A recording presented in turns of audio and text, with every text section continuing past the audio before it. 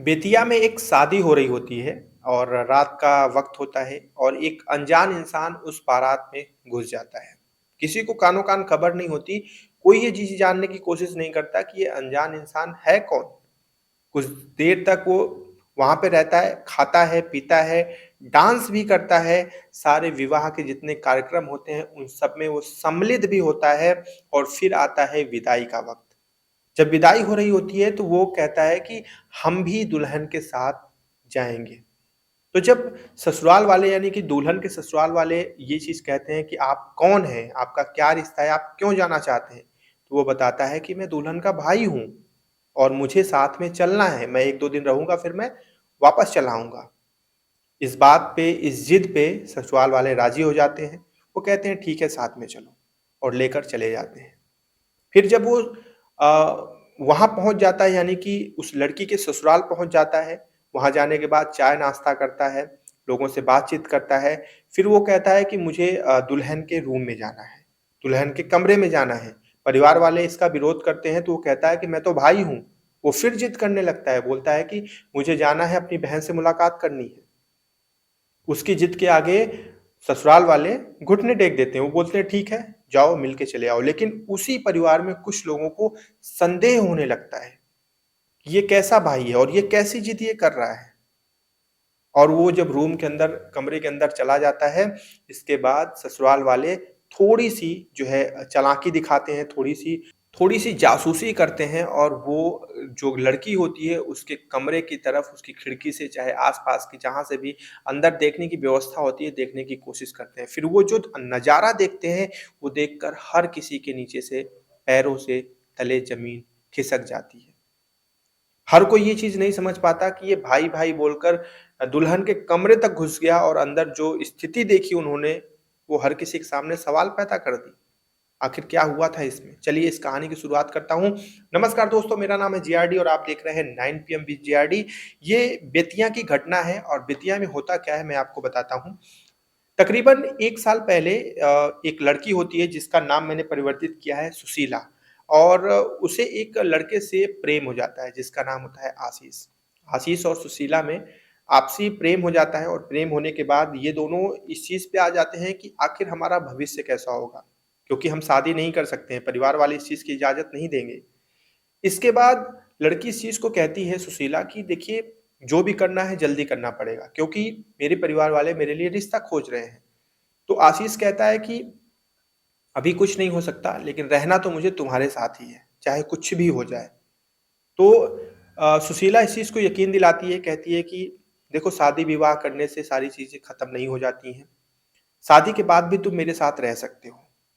अब इस बात पे आशीष तुरंत सहमति दे देता है। वो बोलता है कि ठीक है, तुम कुछ कभी भी मुझे छोड़ोगी नहीं। सुशीला भी इस बात पे पूरी तरह से सहमति दे देती है। अब यहाँ पर सुशीला के रिश्ते की बात शुरू हो जाती है। उसे एक परिवार भी मिल जाता है जहाँ पर उसकी शादी तय कर दी जाती है।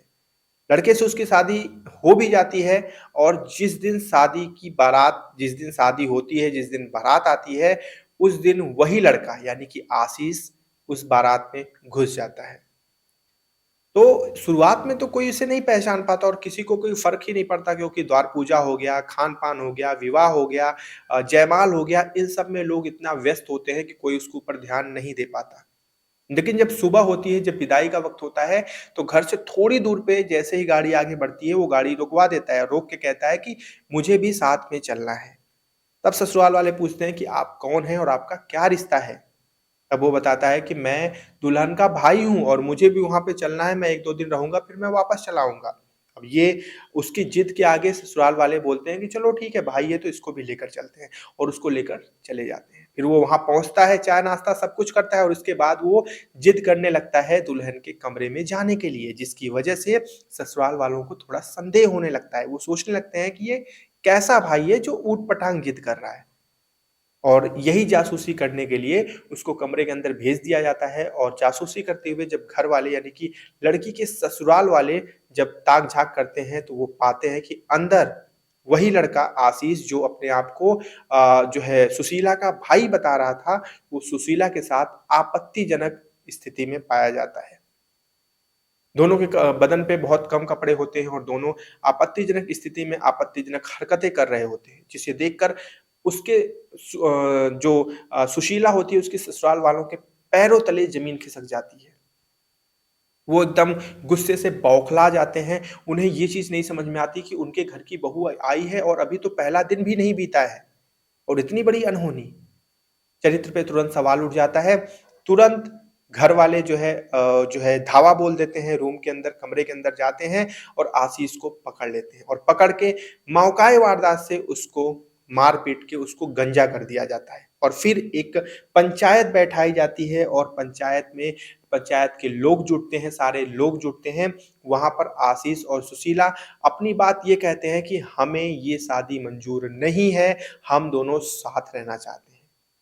यहाँ पर सबसे ज़्यादा बुरा तो उस दूल्हे के साथ होता है जिसकी ये शादी होती है। क्योंकि समाज के बहुत से ऐसे अनैतिक लोग हैं जो इस चीज़ को लेकर उस दूल्हे को लेकर बोलने लगेंगे कि इसकी ही किस्मत फूटी हुई है, जो इसकी दुल्हन इसकी हुई ही नहीं। खैर, पंचायत होती है और पंचायत होने के बाद इस चीज़ पे निर्णय लिया जाता है कि इन दोनों को ही साथ में छोड़ा जाएगा। अब ये लड़की अपने मायके या फिर ससुराल नहीं रह सकती है। जब उस लड़की से पंचायत इस ठोस तौर पे इस चीज़ को पूछती है कि तुम अपना आखिरी फैसला बताओ, आखिरी चीज़ बताओ तुम क्या चाहती हो?